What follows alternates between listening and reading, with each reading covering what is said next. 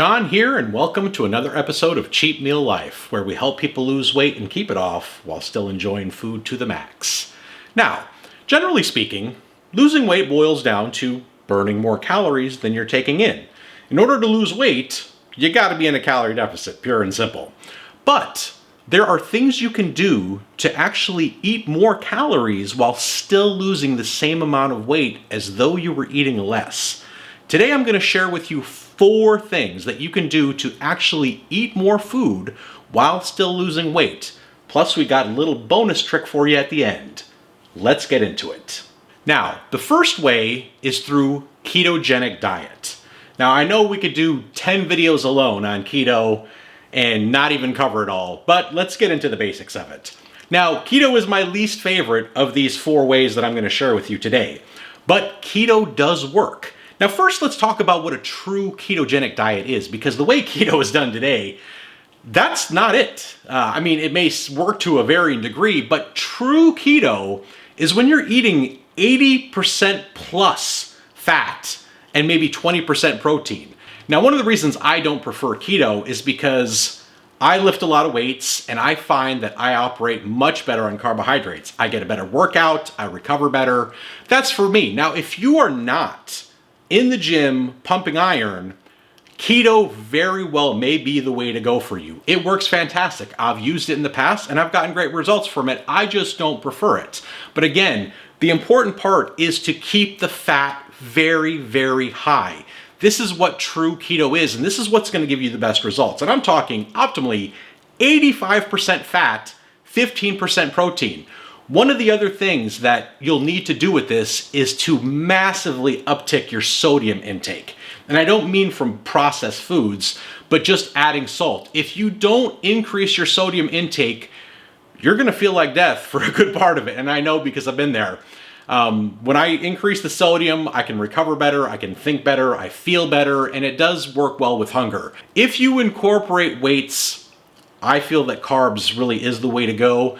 If you're not lifting, keto can be a godsend to you. It does work very well, and it will allow you to eat more calories than if you were actually eating carbs. So you may want to incorporate this and give it a try. Now, the second way is going to be through intermittent fasting. Now, for those that don't know what intermittent fasting is, you are going to be fasting for a period of time and then eating in a smaller window. Usually, the way people start is they will fast for 16 hours, and then they will eat during an 8-hour window, which is still the good part of the day. That's a good place to start, and you do get better results with that. But as you get used to that and not eating for a period of time, I suggest to tighten the window more and more and more. The more you do that, the better results you'll get. Certainly was the case for me, and you get used to not eating for a period of time, and it gets easier and easier. Intermittent fasting, the tighter you close that window, the more you can get away with eating more calories. And again, it's not just as simple as, pure calories in versus calories out. By doing this, say if you eat during a 4-hour window and you're fasting 20 hours. Now, if you were eating 4, 5, 6 meals a day and you ate 2,000 calories, well, if you tighten that window to say 4 hours, you might get the same weight loss results by eating 2,500 calories. And again, now that's just a basic example, but it definitely allows you to eat a little bit more by practicing that. Intermittent fasting has worked for millions of people. There's a lot of research done on it, and it's worked really well for me. So I very much encourage you, take a look at that. Now, the third way is OMAD, which is 1 meal a day. And it is basically an extension of intermittent fasting. It just carries it out to its full logical conclusion of just eating once per day. That's about as tight as a window as you can get for eating. Now, this is what I personally practice and have for some time. When it comes to losing weight, eating once per day absolutely seems to be the best way to go for me. And I don't suggest necessarily starting there because it can be certainly daunting to, if you're used to eating 3, 4, 5 meals a day to all of a sudden just eating once. Just psychologically, the hunger, it can kind of get to you. Start with a 8-hour eating window. And as you get used to it, start to tighten it up and bring it all the way down to where you get comfortable. And if ultimately you can get to 1 meal a day, you're going to get better results. It's the best method of intermittent fasting. OMAD, absolutely fantastic. If you can work up to that, it will absolutely help you lose weight. Now, the fourth method is an absolute game changer. Now, while it's different from the first three, in as it doesn't allow you to necessarily eat more calories, but it certainly allows you to eat more food, and has absolutely transformed just my daily approach to food, is introducing low-calorie, nutrient-dense foods into your diet. And let's face it, raw vegetables. Now, there are certain vegetables that work better than others. I have found absolutely cucumber is the king.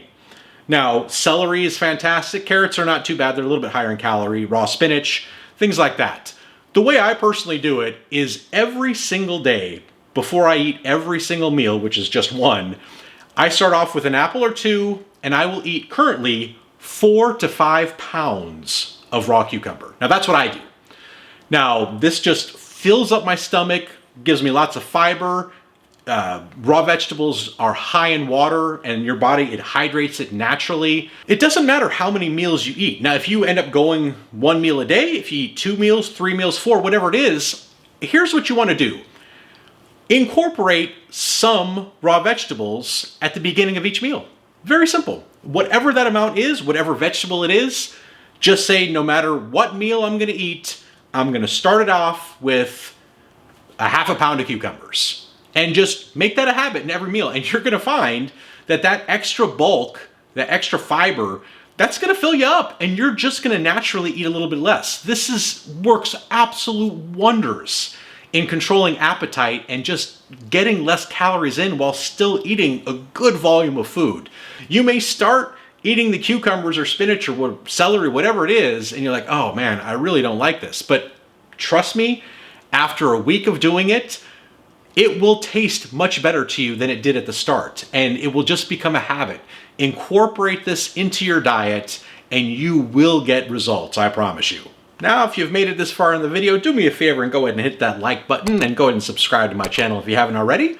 But let's get into the bonus material. I did promise you a bonus trick, and I promise you it's not what you're expecting me to say. But here it is. Eat your last meal closer to bedtime than you think. And here's the reason for it. Sleep.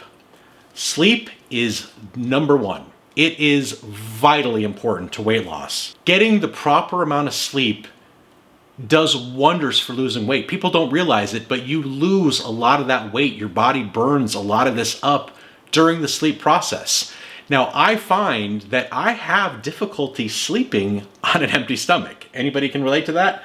I'm sure you can. If your sleep is suffering because you can't fall asleep because your stomach is just too empty, then eating a little bit later to help you get that sleep far outweighs the negative effect of eating closer to bedtime.